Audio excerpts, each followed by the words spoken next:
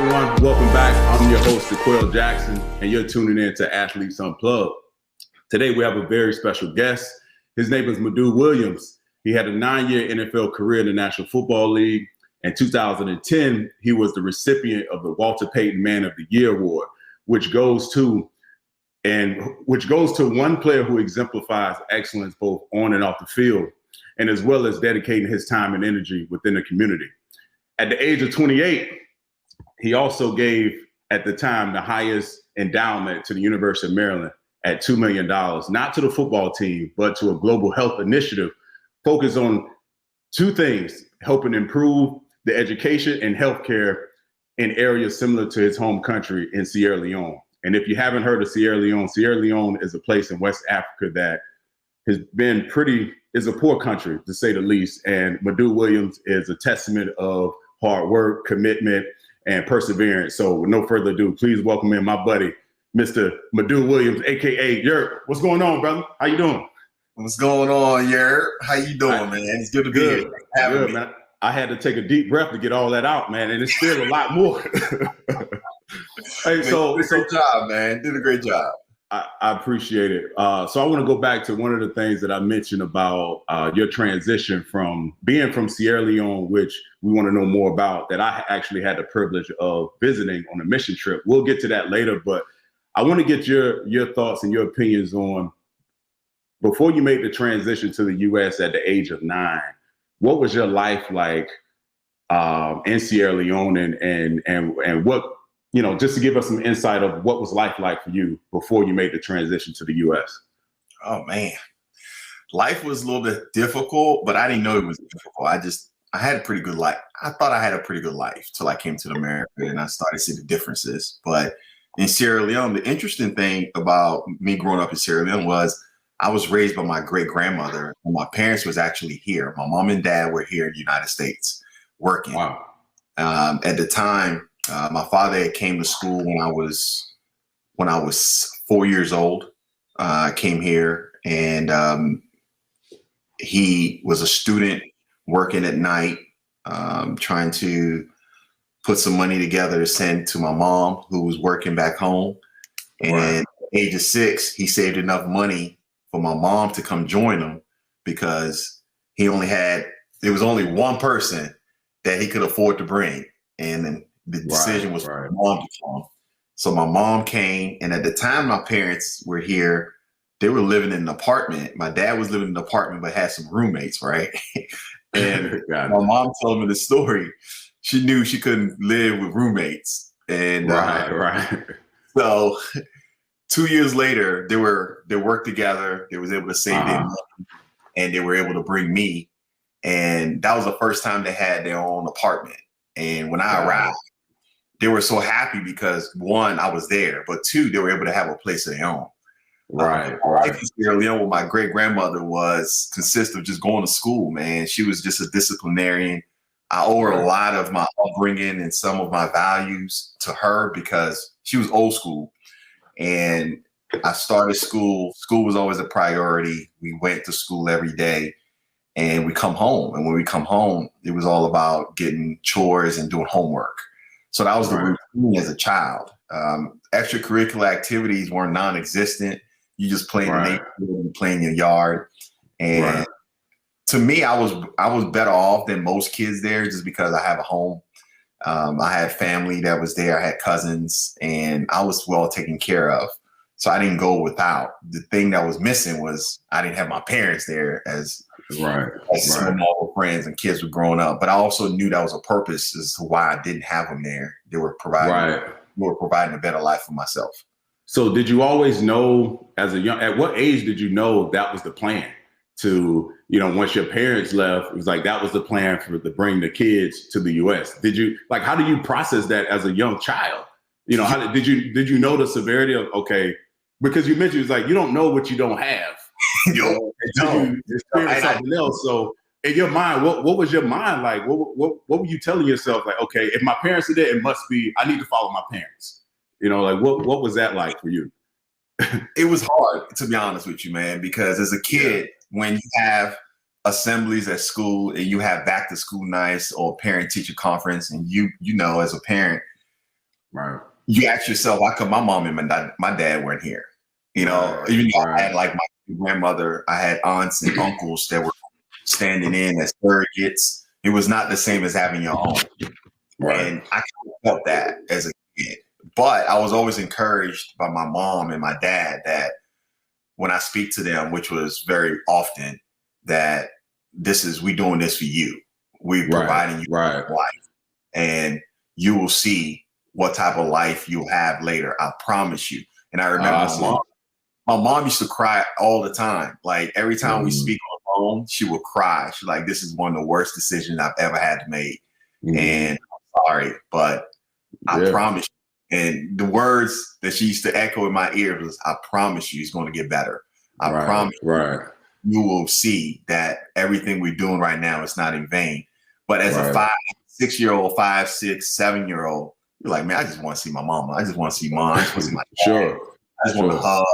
And at the time, I was their only child that they had. So I had cousins and things, but it wasn't the same. So say that to say, as I grew older and I had some issues that I had to deal with in terms of abandonment, because I kind of felt abandoned by my mom. Yeah, I did. But it's natural because I mean, now you explained it so well.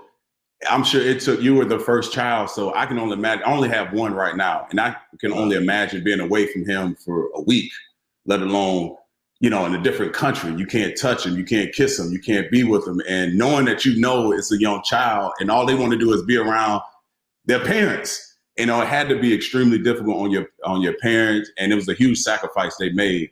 So they make the sacrifice. You finally come over to the States. I can only imagine you were excited to be around your parents, excited to be in this place, wherever it is, that was apparently a better place than Sierra Leone. But now as a young child, how do you deal with the struggles of adjusting? I'm sure that had to be a difficult transition for you because in Sierra Leone, you guys spoke Creole, correct? Is that the language? It was English, but Creole. But broken English. I know I dealt with a language barrier coming from Florida into Maryland. So I can only imagine what type of obstacles you had to jump over being a young child.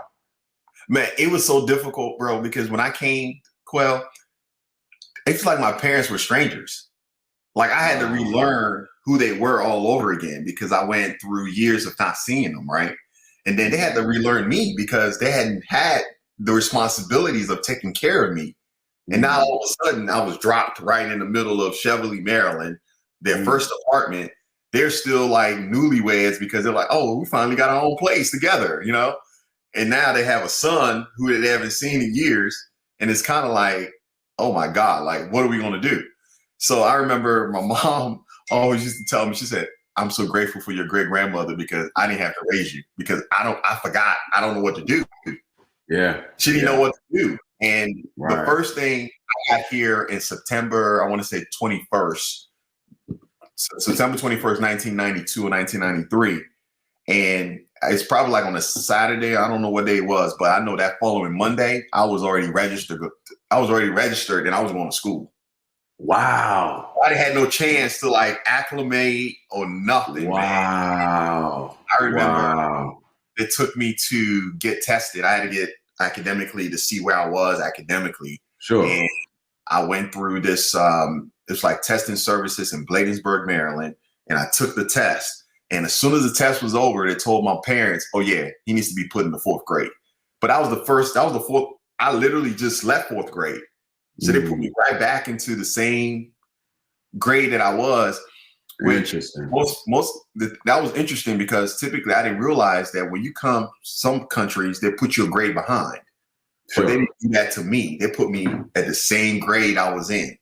Oh, wow. Yeah. Oh my God. I can't even imagine how many challenges. Man. You need a year to like make sure the same type of terminology and the same methods. I didn't have that, man. I was thrown in there. And then what made it worse? So you know how they have the bus service, right? This is a funny story. So my mom, she told me, she said, hey, you got to take the bus to school. So she put me on the bus the first day, right? Right. Like, oh, you're on the bus. But she didn't tell me that I had to, is a different bus on the way back. Oh, I got it. I see. I didn't know which bus to take to come back home, but I did remember how to get back home.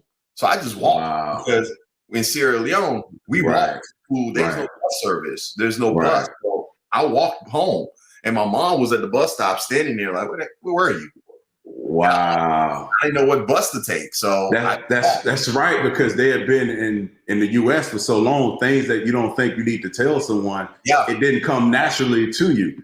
Yeah. Oh my goodness, oh my God. It was one of those things where it was such an adjustment that first year, because not only did I spoke English, but it was different. I didn't know none of the slang. And there are certain things that I didn't know. I didn't understand. So I was placed in this English as a second language. They call it ESOL. But yet again, I was not English was my first language. So it was kind of like, okay, you're an ESOL, but you don't really need to be an ESOL and you don't belong in here. So they didn't really give me the full breadth of ESOL. So they kicked me out early. But yet I was struggling trying to understand. So if it's somebody like you, who I'm trying to play with in the playground, and they're like, hey man, and like they just say certain things. Yeah, you don't know how to respond. I don't know how to respond. So it was always that language barrier, that communication barrier for my first 2 years, until I started watching like music videos and hip hop videos, and I started learning the terminology. Yeah. I was gonna say, like, how did it pick up so fast? I started watching TV, but I really started watching BET, man. Yeah. I started watching BET so I can understand, to get on game on what's happening locally, understand the lingo. Right. Did you after that first year of kind of indoctrinating yourself into the this culture, did you meet any friends along the way that kind of helped you kind of expedite that gap? It was like, hey, this is what this means, because I'm sure I know you, man, like you're a stand-up guy, like you speak your mind. I know once you figured out how to express yourself and how to get your way, you didn't waste any time. So did you have any guys along the way that you could confide in? It's like, okay, these are my guys. They're going to look out for me.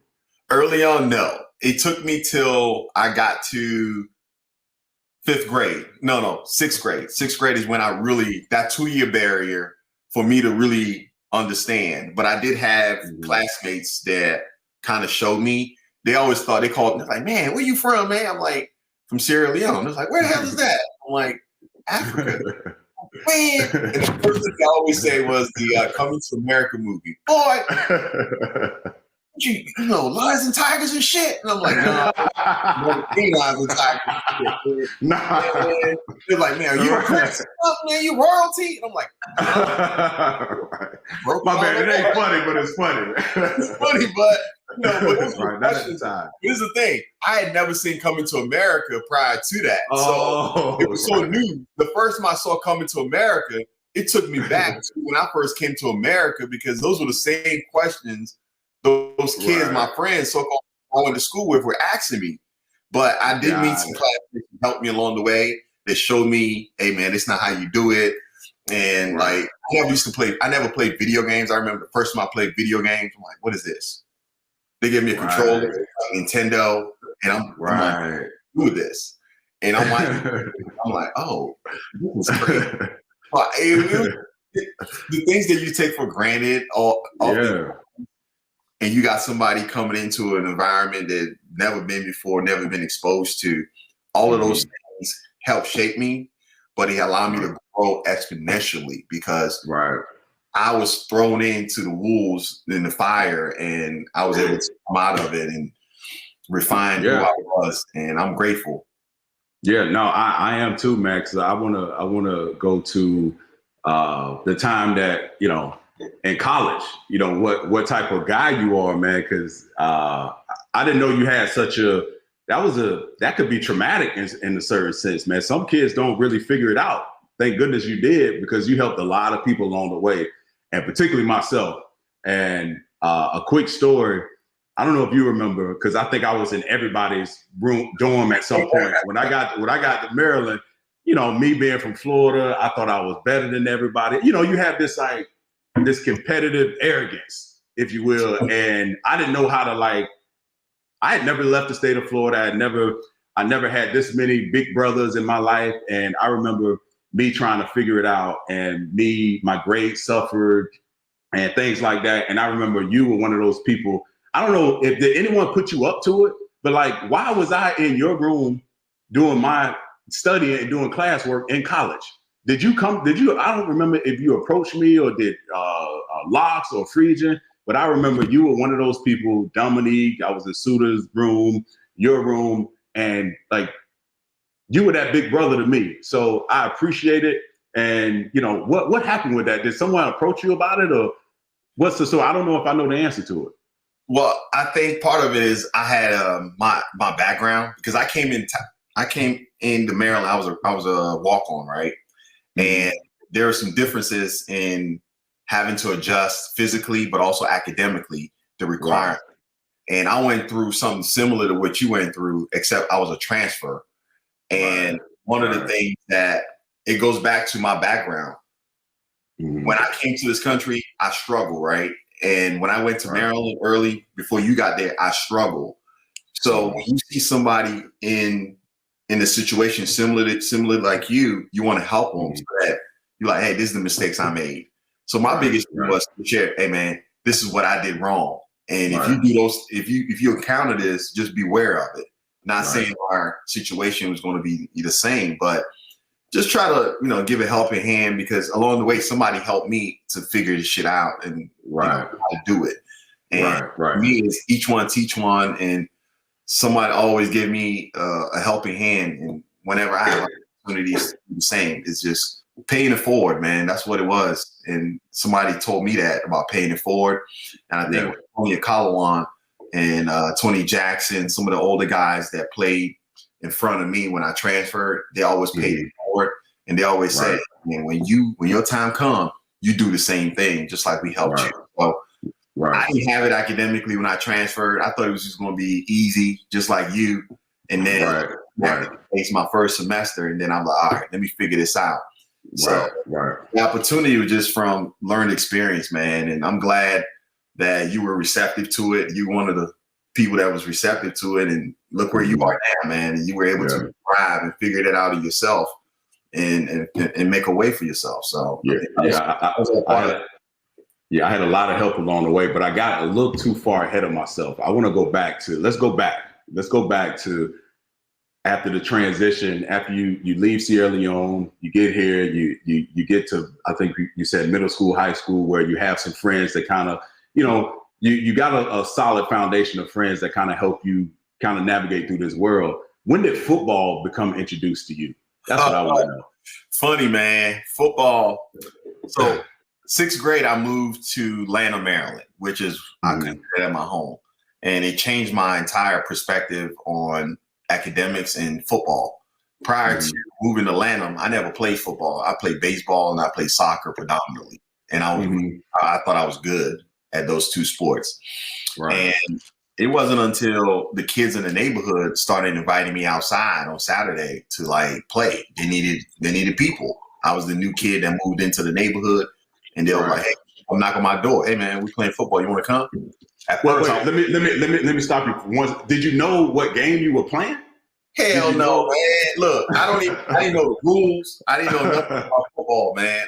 All I know was there's some kids in the neighborhood came knocking on my door, the same age as me. They were, they looked like me. They played. They wanted somebody to play with. I was just excited that they saw me.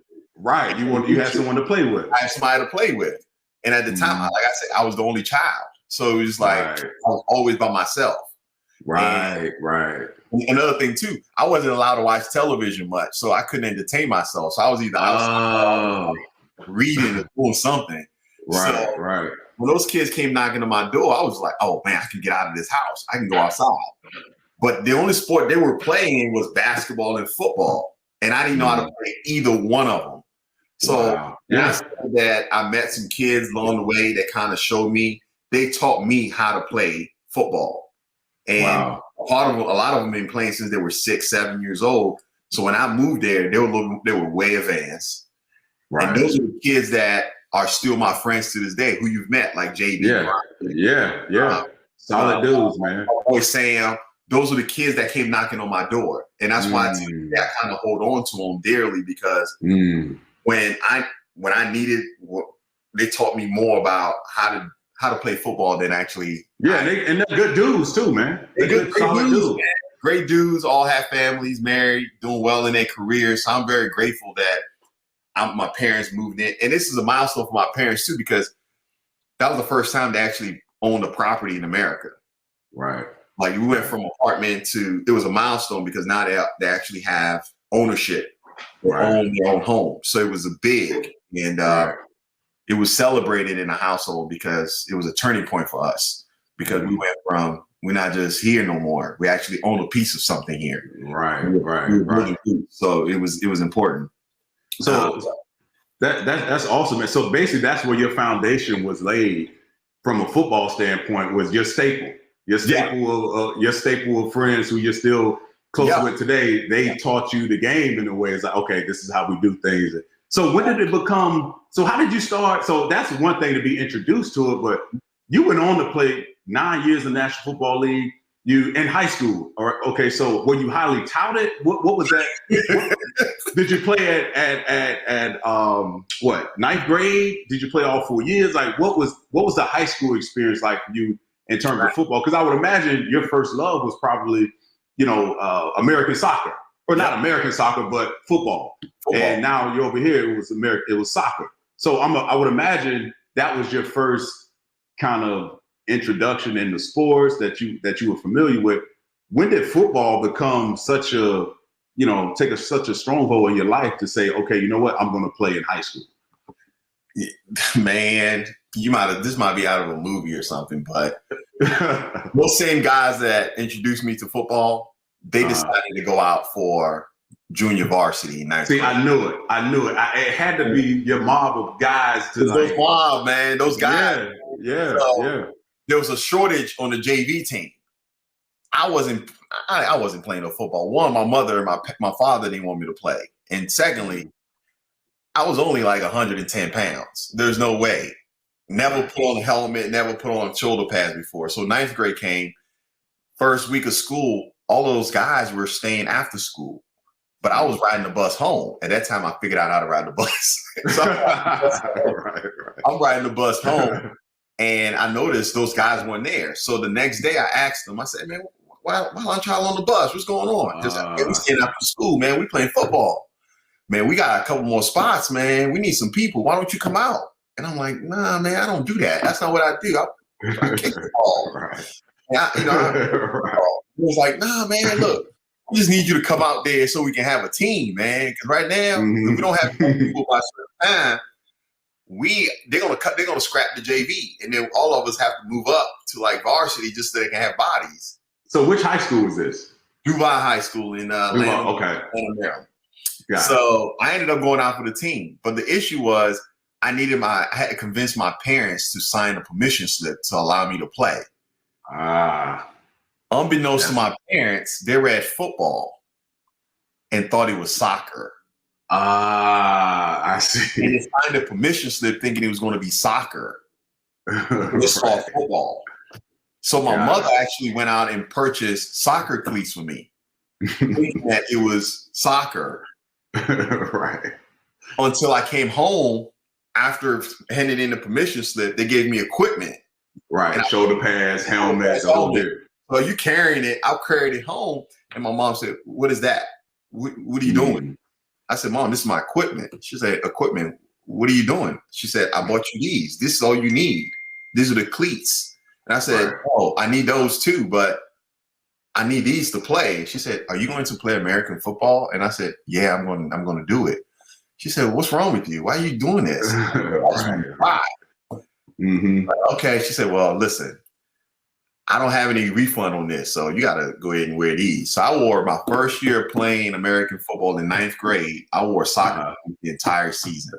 Hey, you know what? As long as you was out there, bro. I was out there. You was out there with your boys. I get it. You know, I was out there, but I was out there. I wasn't worth a dime. Like, I didn't know nothing. I didn't know the rules. Like, my boy Bishop Brown had the first day of practice. we got in trouble because we were late. I didn't know how to put my pads in the pants. Like I didn't know where the pads were supposed to go. Right. Helping me. Hey, but they would probably set you up to it a little bit. It's like, hey, man, let's get Yerp out here, man, because he don't know what he's doing. Look, I was just green, man. I was green. I didn't know nothing, right? And this dude, to this day, I always remember because when we came out for practice, we were so late. They ran both of us, and the coach asked him, "Why y'all late?" And he rather than say, "Man, I'm helping this fool right here," trying to get his pad, he just said, "Hey, coach." He took the L. He just said, "Hey, coach. Sorry, coach. We just had some homework we had to finish." Okay, that's cool. That's my guy, man, because that's cool. He said, "Man, I'm helping this dude because he don't know what he's doing." Right. He threw me under the bus, and that's love. We ran for the first 15 minutes, man. We just ran. And by the time we finished running, I was gassed because one, I'm not used to wearing equipment. I have 10 more pounds added to me, and I'm out of shape. And then I find out that I knew all my life I had asthma. But football kind of exposed my asthma because I was off my inhaler because I wasn't playing any sports. Right. And after that day, I couldn't even practice my first day. They just kind of put me on the side because after that, I had to take everything off. I couldn't breathe. Right. That was an adjustment, man. It was an adjustment. Then my mom had to like tell him like, "Hey, I need my inhaler." And then the coach had to carry my inhaler before practice. Man, and you stuck with this. You were out there all wrong. You didn't know how to put your pads in the pants. No. You didn't have your inhaler. You started off running laps. Well, you started off all wrong, man. But that's why, man. And I had to take my two puffs before practice. Embarrassing. The coach like, man, they had to keep it on. They had to keep it on him because you never knew what was going to happen to me. So, oh man, yeah, they had to look out for you. You were. They probably thought you was a prima donna, but yeah, you just didn't know what you was. I didn't know nothing, bro. I didn't know anything, man. And that's why to this day, one of the questions people in my graduating class, they always say, "How did he made it? Of everybody that played, how did he made it?" Hey, listen, I tell you this. Anybody that has come from where you've come from, and we're gonna get into that about Sierra Leone, the mission trips and things that you've done off the field. The football stuff is great, but I really want to highlight your big heart and what you've done throughout your career and legacy that you continue to do. So where do you start? So I guess you start with the school. What I didn't mention in the intro was you built, for those who don't know, Madieu Williams, not only did he give his school a huge endowment, the youngest endowment they had ever received from a 28-year-old at that amount, $2 million, which is a ton of money. But that's one thing. But the most impactful thing that he's done, in my opinion, is create a school. He built the school in his hometown of right outside of Freetown, Sierra Leone. Yep. And I had a chance to go on a mission trip with Madieu when he was putting all this together. And this mission trip consisted of doctors, nurses, OBGYNs, teachers, volunteers. I think I was the only volunteer. I think everyone else had a specific, job. And I felt like I had to prove myself. But I know that's funny, but it's funny, but it's not. But I felt like, again, you came around again the second time in my life where I was going through a tough time. I felt like my life, I had been injured 2 years in a row. I was a second round draft pick. I was spending money that I had, but I was assuming I was going to sign another contract. So I was spending money like you would drink water, too much. And I was injured. I thought my career was over. And I remember when you called me.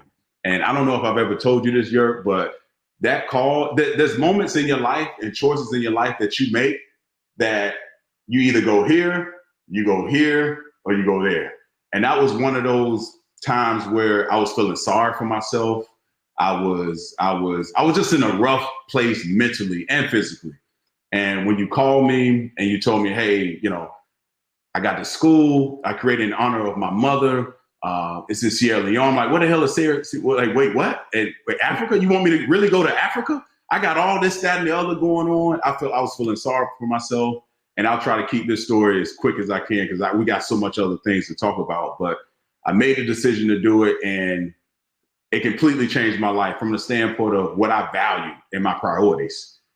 Before that trip, you know it, I had the Range Rover with the 22-inch wheels, the low-profile tires, the strut grill, the big earrings, the big chain, which is nothing wrong with having chain and jewelry, and all, but that wasn't who I was. Mm-hmm.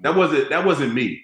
And when you drop that person off in a place that is, anyone in the States that never visited a place like Sierra Leone, you don't know what poor is. Don't take this the wrong way, but when you see people on the side of the road, they may have some mental issues or what have you. I'm not taking that away from them, but they have clothes, they have shoes for the most part, and more than likely someone's gonna give them some food. In Sierra Leone, there wasn't any of that. And I'm trying to paint a picture of where you come from so people can really understand the like where you come from and like why you are who you are. I get transplanted there, and I don't know if you know this, Yerk, but the first 2 days I cried like a baby. Wow. I cried. When we got back, I just cried because I couldn't wrap my head around these little kids that we were around, and I kept looking around at what they didn't have as opposed to how they were living their life. These kids had smiles on their faces. They didn't, the adults, they didn't make excuses for themselves. Everyone was normal. And all I could think about was what they didn't have. And then it kind of was like looking in the mirror. I had to look at myself and was like, wait a minute. You got everything at your fingertips. Why are you feeling sorry for yourself? These people don't even have a trash system. These people don't have, clean water to drink. They don't know where the next meal will come from. These people barely have clothes. And here I am making excuses for myself and feeling sorry for myself. I know I went on a tangent there, but I just want to paint this picture of what that experience was like. So to get back into what I initially started to talk about was your school. When did when did you know after, you get to Maryland, you have a great career, you get drafted second round to the Cincinnati Bengals. At what point did you start to think, you know what? I know, if you don't mind me saying, you had lost your mother in college, mm-hmm. which was a huge blow. After everything that you had been through, at the time you had your younger brother Michael you had to take care of, and that was like a young man growing up. You had to grow up very quick, and not only did you do it and crush it, you built a school in your home country. Please talk to me about that. Man, that's sometimes I didn't realize the impact that had on you, man. You like a brother to me, and it was an opportunity for me selfishly. I just wanted to hang out, and I knew that was something that I was doing. I'm like, why don't I hang out with my friend while we're doing something? So yeah, the whole idea for the school came about even before my mom passed away. She was always someone that gave. She was a giver. She always. It was one of those things I never understood it. And I was very reluctant to tell my mom this, but I used to envy her why she used to help out so many people in Sierra Leone. And I used to say, you don't even have a whole lot to give, but you willing to give to people. Why? But she always told me, Madieu, you don't understand. She said, one day, I hope you'll understand. And I'm like, whatever. And just like any other kid, I became I was acculturated to America, and I became more about football. Everything, football took over my life from 10th grade on. From 10th grade on, my life revolved around football. And nothing else matters. But when she passed away, it gave me an opportunity to step outside and say, what else is this life is all about? Like football is going great. I finally reached my goal of being drafted, playing in the National Football League, but what else? And one thing I always go back to was something she always used to say. My mom used to tell me is, you are more than this is just a platform. This is just the beginning. She used to tell me, this is just the beginning. This is God's plan, but it's just the beginning. Right. And just remember, there's more to you playing, to your life than just playing football. So I say that to say she already set the course of what my life will be even before, in my eyes, life really began. And when she passed away, I had to go back to the foundation of who I was, and it stems from who she was, and that's what drove me going back to Sierra Leone, because prior to that, I had lost a lot of touch. I had lost touch with Sierra Leone. I didn't plan on going back. I had no reason to go back. I'm an American. I'm doing the things that I'm doing here. But when she passed away, a part of me was lost, and I needed to figure it out. Who am I? Redefine who I was. And who I was, for me, my life began there, because that's where I was born. And who was my mom and who was my dad, the answers were in Sierra Leone. Even though they were here, I had to go back and redefine and rediscover who Madieu Williams was. And when I look at myself in the mirror, I need to be able to answer that. And there was a point in my life where, honestly, I did not know who that person was. It wasn't that I was doing anything negative or anything like that. It was just, I lost touch. It was just life. Right. So consequently, when she passed away, I just wanted to figure out who I was. And part of figuring it out was, how can I honor my mom in a way? And she was so pro-education that the school was fit in at the time. I'm not from Calabar Town, where the school is, but after the 10-year Civil War, a lot of the citizens that were in Calabar Town were displaced. They're from other parts of Sierra Leone that migrated to run away from the horrors and the terror of the war. So the government of Sierra Leone placed them there and settled them there in Calabar Town, but there was no school. And while I was there, I found out about Calabar Town, went and visited it, and I said, you know what, this would be a good place to do something that is a need, a school, a need for a school. Let's build a school and be able to honor my mom in that way. So I was able to name the school after her. But that whole process for me, it was a changing point in my life, just like it was for you, where I was trying to figure who I am too, who I was. Now that I was in football, it just looked a little different, but it was like, man, I'm lost. I mean, we were successful in the eyes of the world. We had everything at our fingertips, but me internally, I was struggling in terms of figuring out who is that man in the mirror, and what is my substance? What is my value outside of just playing the game of football? And the foundation, the school gave me that purpose again, because it became one of those things where it steamrolled, man. It steamrolled. Doing in 1 year, 2 years, the mission trips with the doctors, Healing Hands, the teachers, Boys Latin, the partnership with the University of Maryland School of Public Health. And I want to talk about that. I definitely want to talk about that. How you were able to parlay your vision and what your mother had instilled in you as what's important and what's not, and to be able to partner with. It was the student body, the engineering. Engineers Without Borders. Engineers Without Borders. And weren't they able to, so the plan was, let me slow down for a second, I'm getting ahead of myself. Weren't they able to install solar panels at your school? And is the school still currently operating today? Still operating today.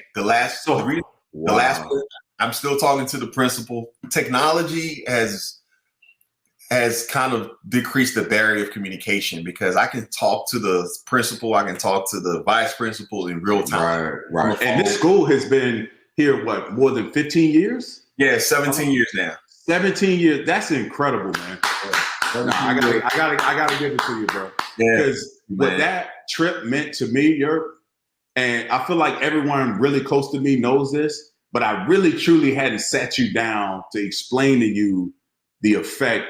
Because when I tell you I was ready to give up, I was ready to give the F up. Because the way I envisioned my life was not, the way I envisioned it was not the reality at that moment. And you said you just wanted to hang out with a friend, just that small gesture. I remember at that time, I was at IMG Academy in Bradenton, Florida, and a guy by the name of Trevor Muau. And he was a sports psychiatrist. but he was always around the training facilities and always around the guys that were training there. And I was trying to rehab and get back to the season. And he always would invite me to his, hey man, come talk to me. And me being who I was like, man, who is this guy? Like, I don't need a therapist. I don't need a therapist. Like, what? So he wasn't pushy. He wasn't trying to like say I'm that. He wanted to be my friend first. So once we developed that communication, I walked into his office one day, and this story he finally opened my eyes. It was like, why not? You got this, that, and the other going on. Like, it probably would be beneficial for you to step outside of yourself, the norm. And first I thought he was crazy as hell, but I was like, you know what? I'm gonna do it. And I remember calling him like, I'm going. I'm doing it. And I remember getting like 15, 20 shots. And after the fifth one, I'm like, man, I don't know if this, I don't know. But I did it. And it was the most impactful moment of my life. I met some great friends who I'm still in touch with today. Jaime Flores, who's a doctor down in Miami, former Terp, Marco Avila. I met some great, phenomenal people that just wanted to do good. And when you're around those people in that environment, you sacrifice everything to go. This isn't a tourist attraction. You go there to help. Far from it. And the legacy that you leave behind, the fact that the school is still in touch, has been remarkable. But can you talk about how that relationship, once you were able to build the structure, get the school running, how did that marriage or a relationship with University of Maryland and the engineering student body kind of come in play? Well, it's one of those things where you build it, but you originally don't know the impact you will have or how you will continue to move forward. But I realized I had to tap into the pre-existing relationships that I already have. And one of the things I remember, I wrote in, I keep a journal, and I write in it sometimes random things, not understanding exactly how things are going to connect. But years later, I like to look back and see. So around that time, I wrote connection between Prince George's County. I had my foundation in the middle, connection between Prince George's County, University of Maryland. But I didn't know how those two things will connect. And I have to give credit to Daryl Pines, who is now the president of the University of Maryland. He approached me while he was the dean of the engineering department and said, hey, let's go to lunch. At first, I was very reluctant to do it. And I ended up just going just to be respectful. And we had a great conversation, and he had a great heart. And he told me, he said, listen, I know what you're trying to do, and I want to partner with you. And this is the vision I have, but I want to hear your vision first and see if we can work together. And I left the meeting so encouraged by what President Pines said during that time, that I knew that the partnership was going to work, because he told me, I'm committed. I'm committed to what you're doing. I like what you're doing. It's not about you. I know that. It's about the mission. It's about building communities and making things better. And from that, we just meet at least every 6 months, and we kind of sketched out how we go about doing it. And we've been in partnership for the last 8-9 years, man. It's been phenomenal. Not only have the students from the University of Maryland School of Engineering benefited, but public health has also benefited. And one of my greatest joy is when I watch the University of Maryland on television, and they talk about the impact of University of Maryland is making as a university. It's powerful. And they show like what the university is doing, whether they're in the computer lab or in the field. There's always a 5-second image of what's going on in Sierra Leone. Most people probably don't even realize what they see. That's amazing. It is a snapshot of our school, and the students at the University of Maryland are working with our kids, working with the school, installing solar panels, doing a water filtration system. So the kids, the students are making the trip to Sierra Leone every summer. Yeah. That is amazing. That just gave me chills. Yeah. Because I tell my wife all the time, I tell her about this trip. The first trip I ever made to Sierra Leone, I think, was 2010. And it still resonates with me to this day. I can still put myself back in that environment, back in those little kids and playing with them and teaching them how to use a pencil sharpener and teaching them, they didn't know how to use a pencil sharpener. I mean, that's the type of, impact that you've had. Imagine that kid that didn't know how to use a pencil sharpener or a number 2 pencil, what she's taught the next generation coming before her. That is a legacy that you can't, that's more impactful than giving money. That's time, that's legacy. That is something that, I don't have the word for it. But I tell my wife all the time, it's like when my son gets old enough, because he lives a charmed life, nothing wrong with that. But at some point when he's able to understand why mommy and daddy work so hard and you're able to take trips and eat and go wherever and wear nice clothes, you need to he's going to Sierra Leone. Yeah. He's going to that school. He needs to see kids just like himself that, because he's going to have the same, it affects you. It really affects you because you don't fathom. If you read a book about it, if you see pictures about it, it's completely different than planting yourself in that environment. And to see someone like yourself not only make something of themselves, to just the impact, that's what all of us want to leave behind as a legacy. How will we be remembered? And I think it speaks volumes to, you have, very affluent people that attend University of Maryland. And the fact that the engineering group and the president decided this is important for our kids to not only give back, to find creative ways to improve lives and education and healthcare of these young people at this school, but to actually make a trip and go there. Kudos to you, man. That's impactful. Thank you, man. And I also say kudos to President Pines, man, because years ago when we had that conversation, like I mentioned, it was kind of like in one ear out the other, and not realizing how impactful and where it was going to lead. And years later, when I look back, it's just, it brings a smile on my face that kid from Sierra Leone that came here at 9 years old is able to go back and bring resources into the community. Yes. Sierra Leone.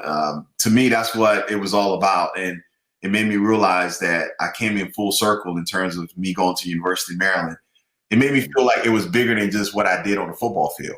Yeah. Bigger than, I love with you, man. I love playing with Dominique and Carone and all our crew, Sean. It only lasts this much of our life. But when I look at the biggest impact I've made by attending University of Maryland, it goes to the foundation. It goes back to University of Maryland partnering with me to improve the lives of Sierra Leone.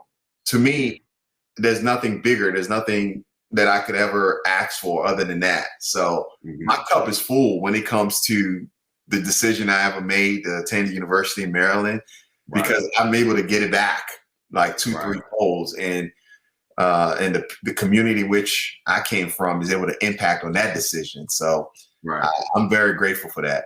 So I have to say, I'm racking my brain about, okay, Europe has been involved in this and that, and I'm trying to figure out, okay, what else am I missing that we hadn't talked about? And it struck me. It struck me. So after a 9-year career in the National Football League, you partnered with the University of Maryland. We talked at lengths about that. You've given a huge endowment to create this global health initiative to the University of Maryland. You built a school, as we talked about. And in all of this, you find a way to go to law school. Please, what else are you planning? What's in the near future? And when did you decide, like, you know what? I've known you for years. I've never once heard you talk about, law school is going to be the move. It just kind of, how did you fall? How did that become another notch on your belt? Man, it was one of those things where you finish football, you're looking at what's next. As we're athletes and we're naturally we love challenges. We're always looking for the next thing that's going to give us that rush. And for me, nothing really gave me that rush of football, and I don't think nothing ever will. Right. You know me, I'm a thrill junkie, man. Like we'll bungee jump, we skydive, we do it all. Right. Right. I'm always looking for something, and I've always been intellectually curious. I've always read, and that's something that my parents kind of instilled in me. I've always read as a kid, and I've always read as an adult. It stuck with me, and I'm an information person. So the opportunity came. My wife, we were pregnant with our daughter, and my wife was like, you know, if you're going to go back to school, you need to do it now.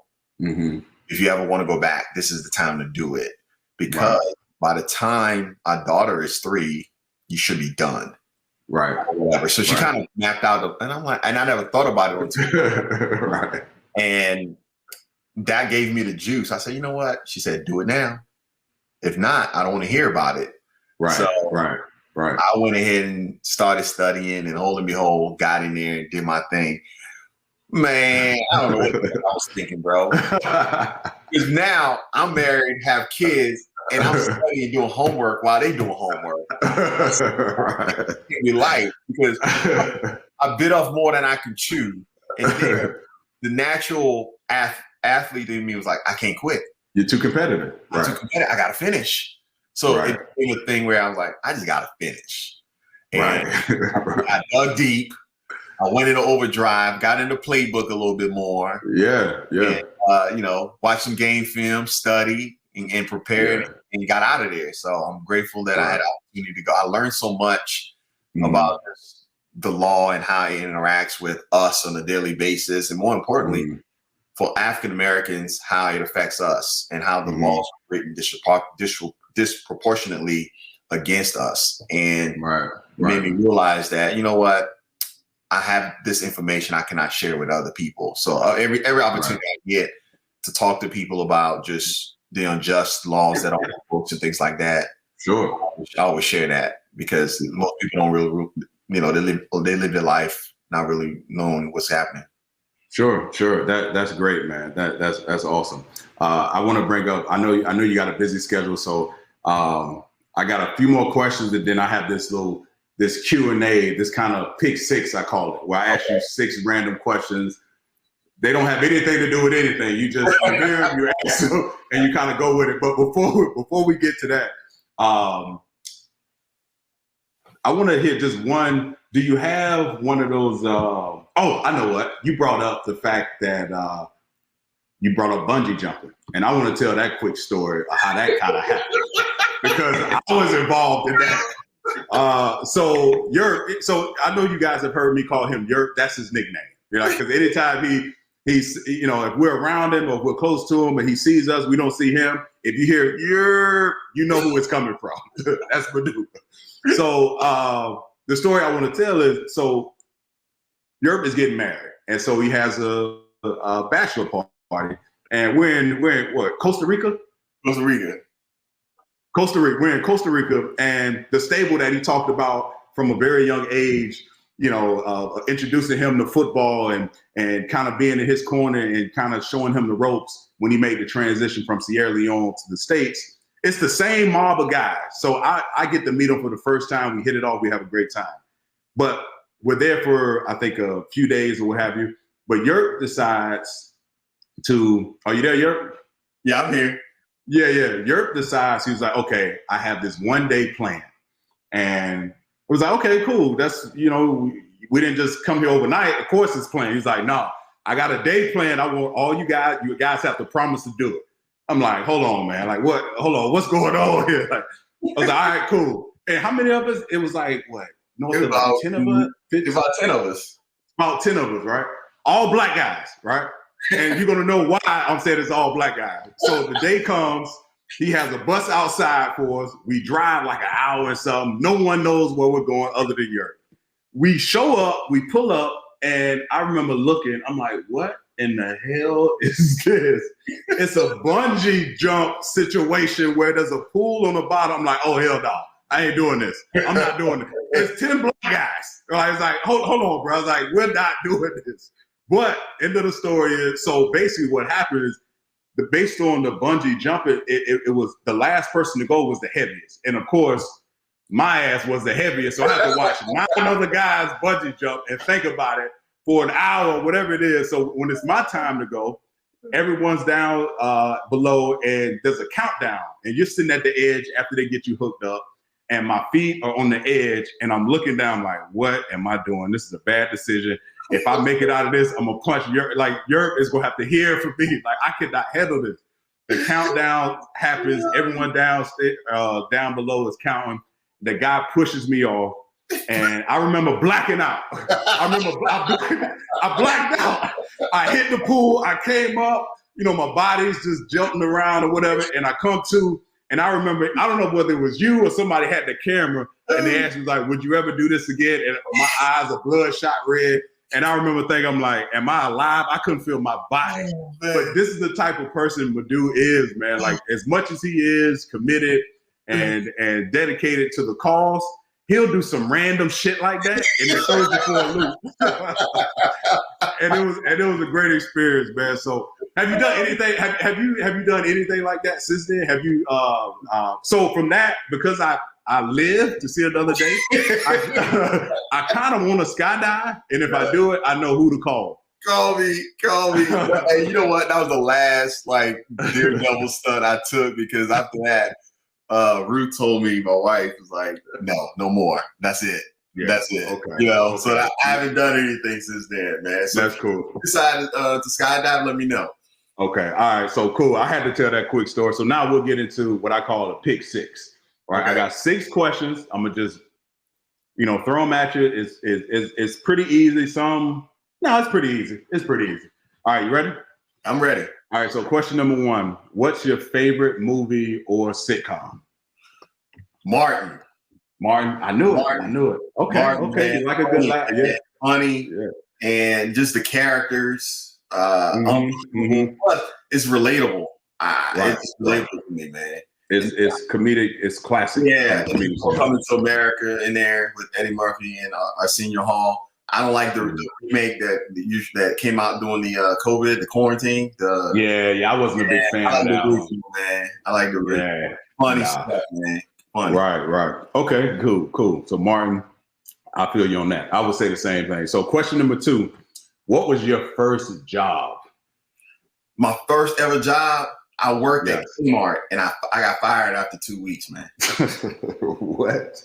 How did you get fired, I was sleeping on the job, man. Well, I was sleeping in the back because I was in high school, and we had track practice, and then I'll go in and work, and I'll close. But then the hour break turned into an hour and 30, and my manager was like, listen, man, if I catch you sleeping in the back longer than your break again, you're gone. So hey, listen, I can relate all too well. That's exactly how I got fired at a grocery store in high school. I was sleeping on the toilet looking at magazines for over an hour. All right, cool. Okay, so this one here, I came up with this question because I kind of want to know for my own, personal whatever. So question number 3: what was the first thing you bought after you signed your first NFL contract? First thing I bought? I bought a futon, man.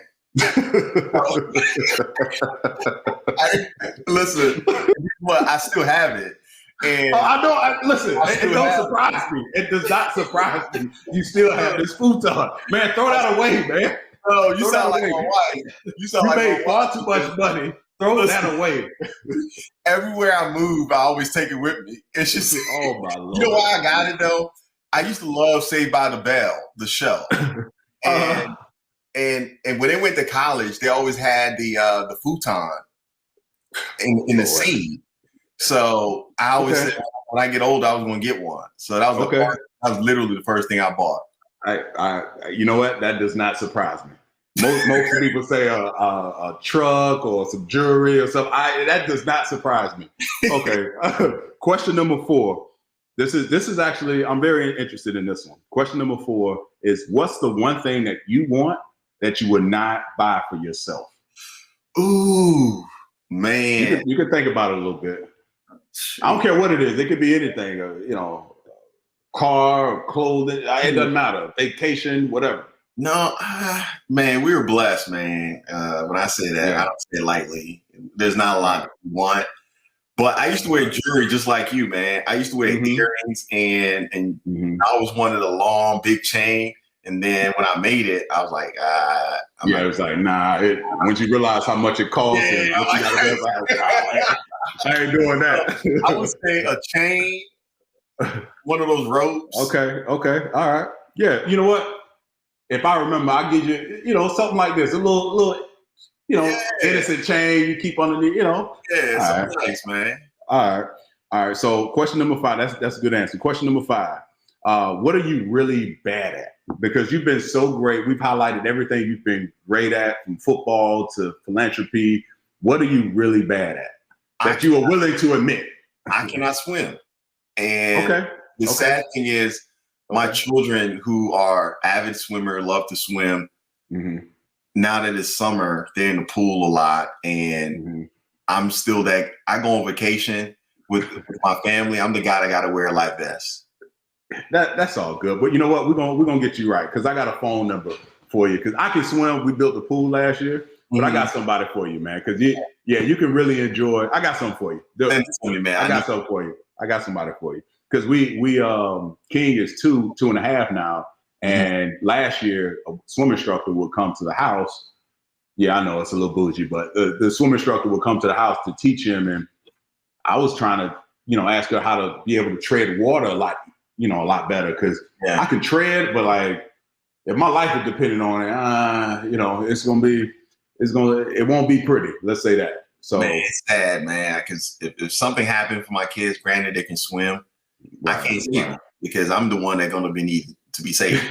Right. We're gonna get you squared away with that. All right.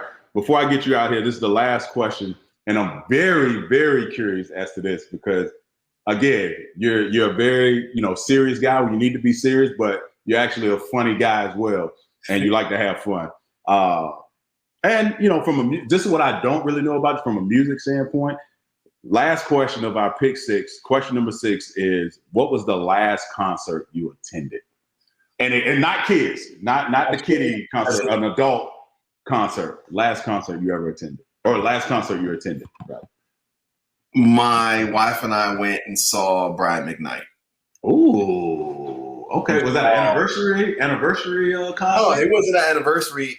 He's here, so he's at the Strathmore. Okay.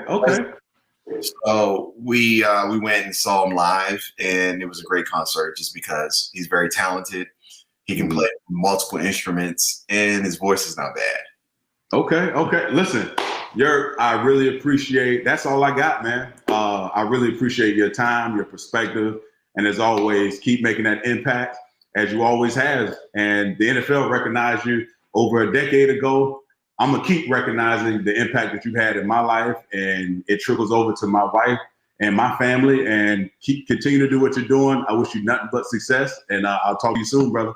Thank you, brother, man. For being a part of it. Love you, man. Take care.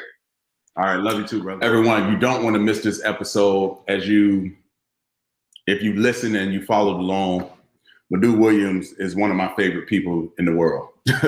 Honestly, outside of my family, what he was able to do for me as a young man, as a young, confused young man in a time where you reach your mid-20s and you really don't know. You think you have your life figured out, but you have no freaking idea.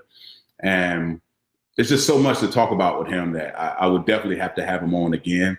And he's made such an impact in my life. If you notice behind me, you see that statue that has the man with his hand in his palm.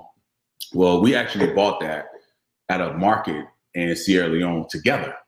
And before we started taping, we, say hello, make sure everything is working. And he was like, hey, man, I recognize that. Did we, and it was just a great moment to kind of revisit, to, talk about some of the things that, we had done there, some of the great things that we had done there, and some of the things that he continues to do. And for 3 years, I was able to make that trip every year with him because it was so important. And I want to go back. I want to take my family because I think it's so important for people to realize the where you are in life, and the luxury that I've been afforded through football has given me platforms and has given me the ability to travel and experience things that I always imagined as a young child. So making this trip to Sierra Leone kind of exposed me to traveling. It was like, wow, I had such a great experience. I need to travel some more. So that's what kind of led me to, some of my hobbies and my wife's hobby. We love to travel. We love to travel the world and see new things and learn about different cultures. But one thing I want to highlight behind me is the Stinking Man. That's what it's called. It was at a shop in Sierra Leone, and I'm sorry, I'm getting confused. This, what seems to be a gas can, if I can grab it. It's a gas can that I purchased from the same market in Sierra Leone. And this is the epitome of what people in Sierra Leone are about, given the opportunity. And Madieu Williams is one of those people. And this was bought for some old lady who basically had the vision and the creativity to make what to me is a treasure out of trash. This is actually an instrument. Now, I can't play it, but if you can imagine,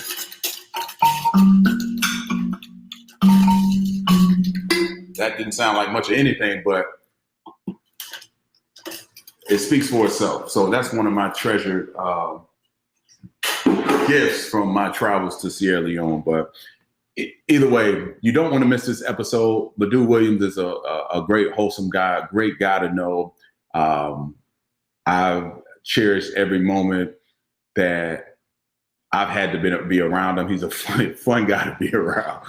And what he did for me in college, there was 2 instances where in college, I lost my grandparents, and my grandparents were a huge part of my life. And it was a time in college where I wanted to give up. I didn't know how else to deal with the problems that I was going through. Now, football had taught me at that point to fail every day and keep coming back, right? That's what football gives you, that perseverance, that confidence to keep pushing through when things necessarily don't go your way.